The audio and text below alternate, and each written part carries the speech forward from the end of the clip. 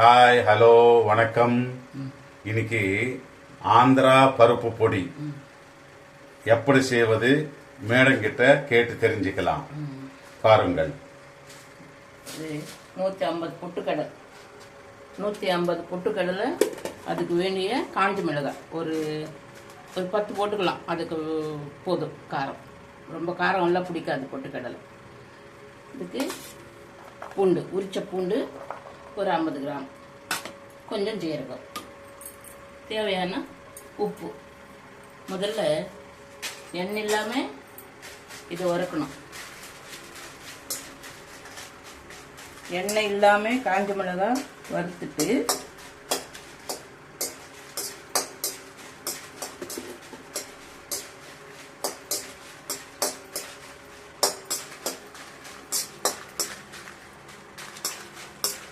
எண்ணெயெல்லாம் போடக்கூடாது, வெறும் காஞ்ச மிளகாய். இந்த பொட்டுக்கடல் நல்லா இருக்கும், ஆனாலும் கொஞ்ச நேரம்.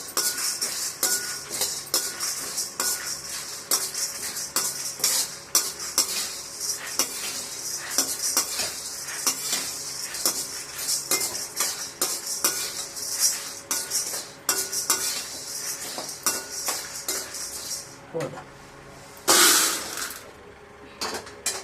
இப்போ மெயினாக இந்த பூண்டில் நெய் விட்டு வதக்கணும். இன்னும் கடலை எண்ணெய் அதெல்லாம் போடக்கூடாது. நெய்யில் தான் வதக்கணும் பூண்டை. கொஞ்சம்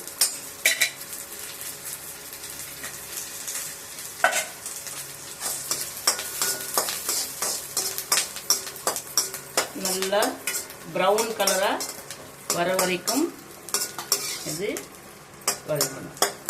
இந்த பூண்டு இப்படி வதக்குனாதான் அந்த டேஸ்ட் வரும். நல்லா சூப்பராக.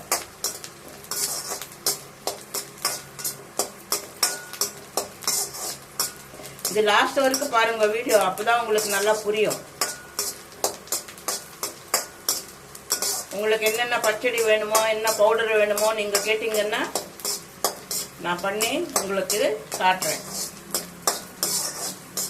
காமெண்ட் பாக்ஸில் வையுங்க. உங்களுக்கு எது தேவையோ, எது தெரிஞ்சுக்கணுமோ, எது வேணுமோன்னா நான் சொல்லி கொடுக்குறேன் உங்களுக்கு.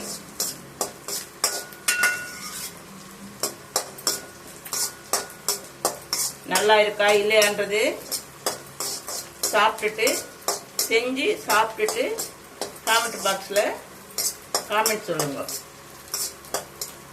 இப்படி வதக்கணும். நல்லா வதங்கினாதான் இது இந்த இன்னும் 2 பொட்டு வந்தால் கூட எடுத்துடுங்க. நல்லா பூண்டு உரிச்சுட்டா செய்யணும் இப்படி. ஓகே, நல்லா வதங்கிடுச்சு. இனிமேல போதும். இப்போ ஒரு 150 பொட்டுக்கடலுக்கு இவ்வளோ ஜீரகம் போதும். இந்த ஒரு ஸ்பூன் போட்டு ஸ்டவ் ஆஃப் பண்ணிடணும். அவ்வளோதான். கடாயிலே இருந்ததுன்னா கரெக்டாக போயிடும்.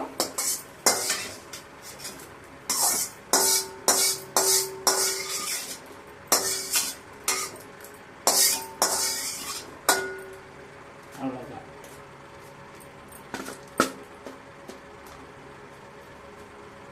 இது நல்லா ஆறிடுச்சு. ஸோ இதுக்கு வேண்டிய உப்பு. இதுக்கு உப்பு ஜாஸ்தியாக பிடிக்காது, கொஞ்சமாக போட்டால் போதும். உப்பெல்லாம் நிறையெல்லாம் போடக்கூடாது. ஒரு 150 பொட்டுக்கடலுக்கு பாருங்க, ஒரு ஸ்பூன், சின்ன ஸ்பூன் உப்பு போட்டால் போதும். அவ்வளோதான். ரொம்ப சீக்கிரமாக ஒரு 5 நிமிஷத்துல ரெடி பண்ணிக்கலாம். ரொம்ப நேரம்லாம் ஆகாது. பார்த்தீங்களா? இப்போ மிக்சியில் முதல்ல இதெல்லாம் ஒன்றா போட்டு நம்ம மிக்சியில் பவுடர் பண்ணிக்கலாம். இது மட்டும் பூண்டு இல்லை, இந்த பொட்டுக்கடலை, மிளகாய், உப்பு எல்லாம் ஒன்றா போட்டு முதல்ல பவுடர் பண்ணிக்கோங்க. இப்போ மிக்சியில் வச்சு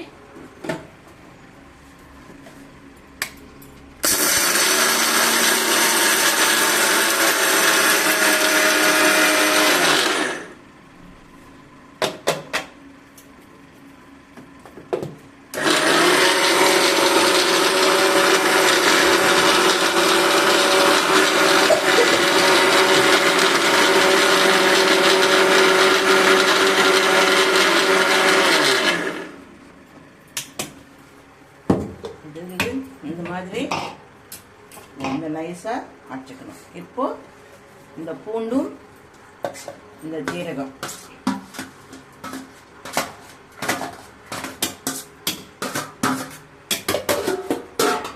அவ்வளோதான் போட்டு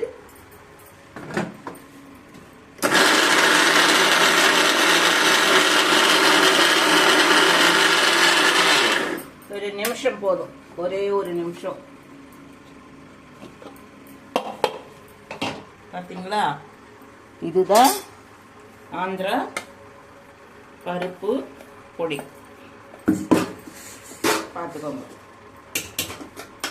இந்த பூண்டு ஜீரகம் போட்டாலே அந்த நெய் கொஞ்சம் போட்டு நல்லா வதக்கி இதில் போட்டு மிக்ஸ் பண்ணாலே அந்த ஸ்மெல்லு சூப்பராக இருக்கும்.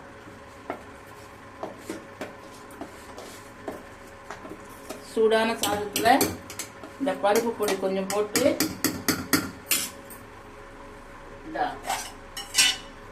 ஆந்திரா ஆவக்காய் ஊறுகாய் அந்த பவுடரில் சாதத்தில் பவுடர் போட்டு ஒரு ஸ்பூன் நெய் போட்டு இந்த ஆவக்காய் ஊறுகாய் அதுலேயே மிக்ஸ் பண்ணி சாப்பிட்டா சூப்பராக இருக்கும். வேணுமுன்னா நான் இப்போ உங்களுக்கு காட்டுறேன் கொஞ்சோண்டு சாப்பாடில் போட்டு எப்படி அன்றது.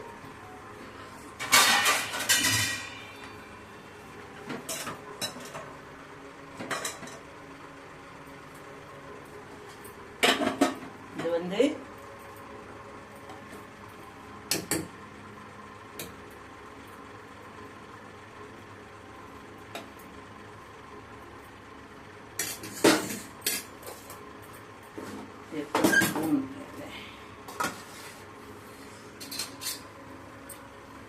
இது வந்து ஆவக்காய் ஊறுகாய் நாங்கள் ரெடி பண்ணி நாங்கள் வீட்டிலேயே ரெடி பண்ணிக்கிறோம். மாங்காய் வந்தால் அந்த சீசனில் உங்களுக்கு ஆவக்காய் எப்படி பண்ணுன்றதுன்னு நான் சொல்லித்தரேன். இதை பாருங்கள், இந்த ஊறுகாய் போட்டு இந்த ஆவக்காவை பொடியில் போட்டு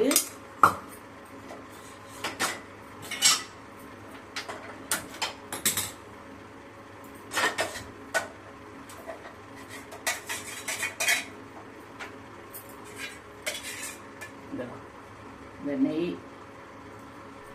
போட்டு எல்லாம் ஒன்றா